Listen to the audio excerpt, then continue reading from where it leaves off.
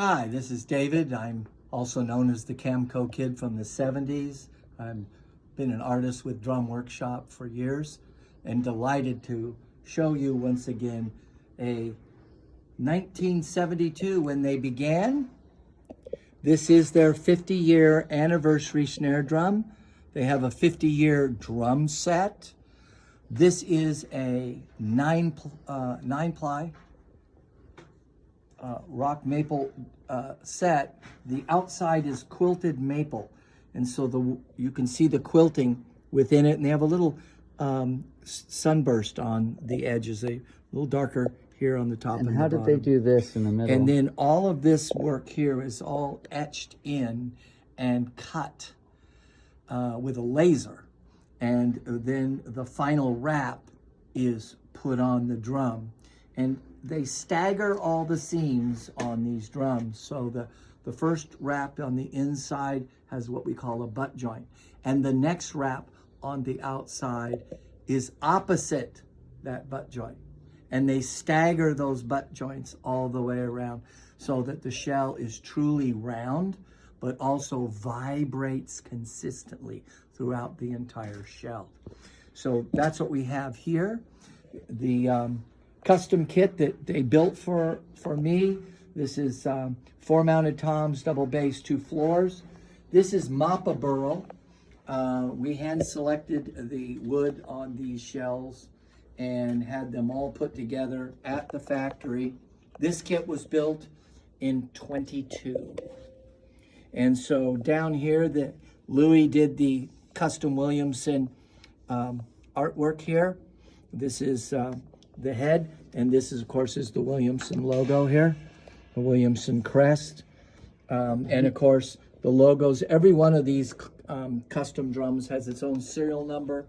Each one has its own note. And each one is spaced perfectly in between the lugs, if you notice, from the emblems to That's because the they family were all crest. hand painted at the factory, and they already know they're drilled, so they know where it's going to go at all the lugs.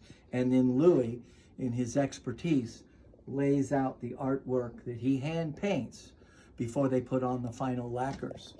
And so that's really kind of what the difference is between the kits. This drum, because of its shell and its thickness, this drum here is going to pop as a great wood shell.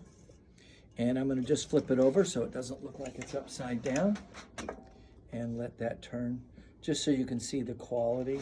Yeah, turn it a little bit slower so we can see.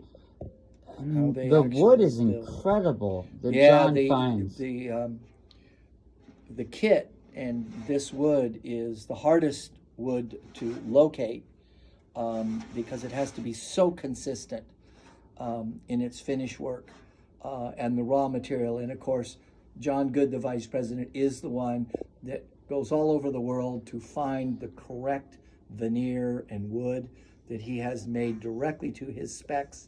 And then he stores that at the factory and ages it before it's ever actually used. So if you can get your hands on a DW drum set, the bottom line is you are finding a quality musical instrument that will last you a lifetime. No question about it.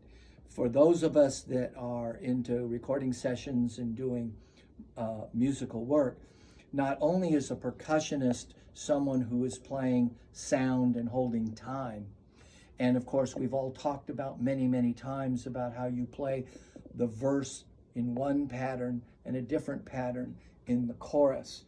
You do your fills in and out of bridges and turnarounds. But now, because each drum has its own fundamental shell tone, you can tune your entire kit to the key of C or G or A. And whatever the song that is being recorded, not only are you holding time, you are also playing melodically with your drum fills and filling that song musically accurately.